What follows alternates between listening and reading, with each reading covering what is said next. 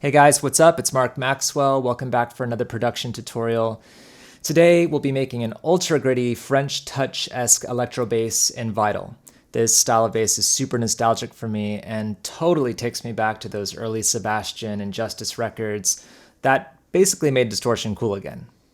For today's patch, we're going to be using all three oscillators and the noise oscillator. We want to pull a lot of sound out of this synth, so let's just jump right into it.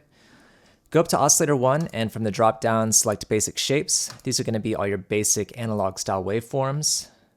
And by clicking and holding you can select your waveform. I'm going to select a saw wave here.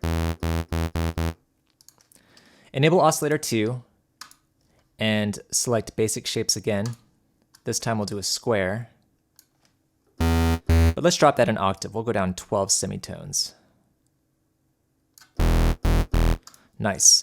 And for Oscillator 1, let's widen that with some unison voices. We'll do 4 voices, about 6% detune.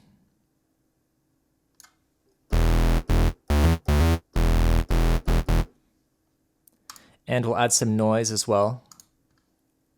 River, that's a really good one. Okay, great. So next step is to change the routing for these oscillators. So for Oscillator 1 and Oscillator 2, we want to go straight to the effects. We're not using filters on those. For the noise oscillator, we will be using a filter. Let's assign that to filter 1. And we'll use an analog style filter, a low pass filter at 24 decibel slope. The resonance is fine where it is. You can move it up a notch, maybe like 51, 52%, somewhere in there. And then raise the cutoff. And you can hear how that's just accenting the upper range of the noise.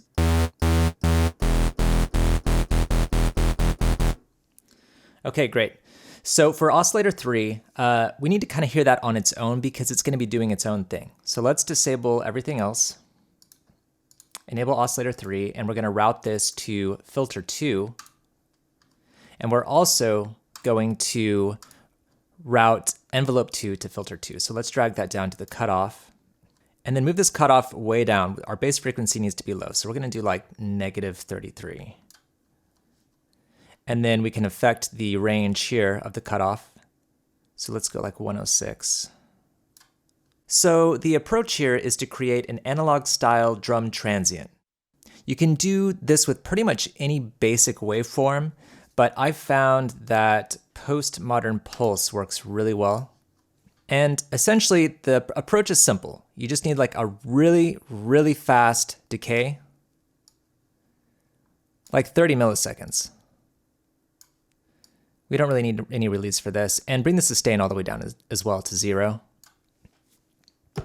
And you can already hear that nice little popping kind of analog percussion sound.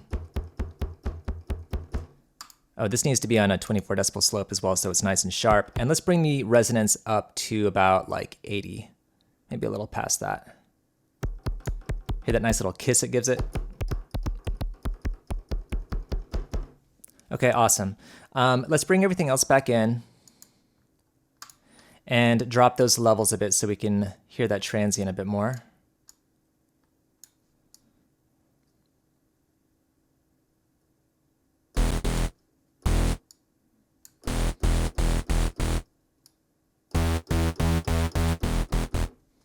So the basis for this sound is complete, but to really amp it up, we need to go into the effects section. And we'll be adding compressor, distortion, and reverb. But we need to switch the order here, so let's drag reverb up first, then we'll do distortion, and then compressor. This is super important. We want to make sure that the reverb is being compressed along with everything else. That way everything gets this really gritty, nasty, off-kilter kind of sound. So, and we can already hear it now. Like, it's just so dope. There's only a few tweaks we need to make. First, in the reverb, let's go to the EQ, bring the highs all the way up so it's nice and crispy, drop the lows just a little bit. For distortion, we will be using the soft clip type, and we'll also enable a filter. We'll do the post mode. Bring that cutoff up to like 115.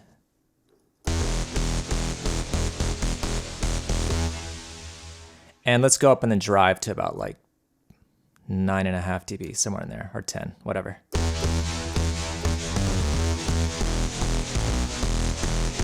So gritty. But for this song that I'm working on, I don't want such a long reverb tail, so I'm going to bring the time down quite a bit, so I just have a nice snappy one.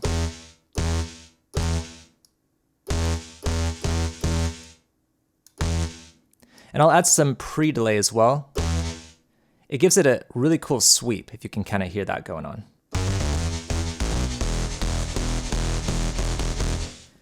And the last step here is the compressor. We're using a multiband compressor, and by default, these settings are pretty much exactly where I want them. So all I'm gonna do is bring the mids up just a touch, and then just bring the highs down a notch, and that should do it.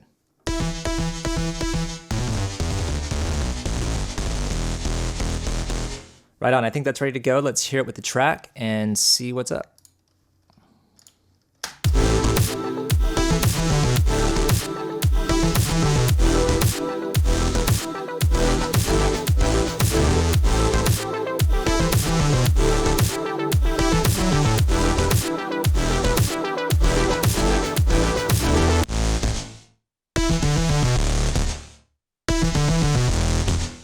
And you can hear how that transient's just really subtle, but it adds such a nice pop to the bass.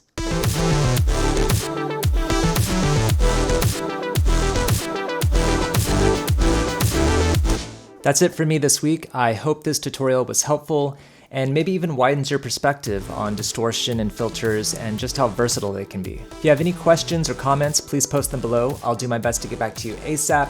And if you're down for more videos like this one, make sure to click the like button and subscribe. Thanks so much for watching.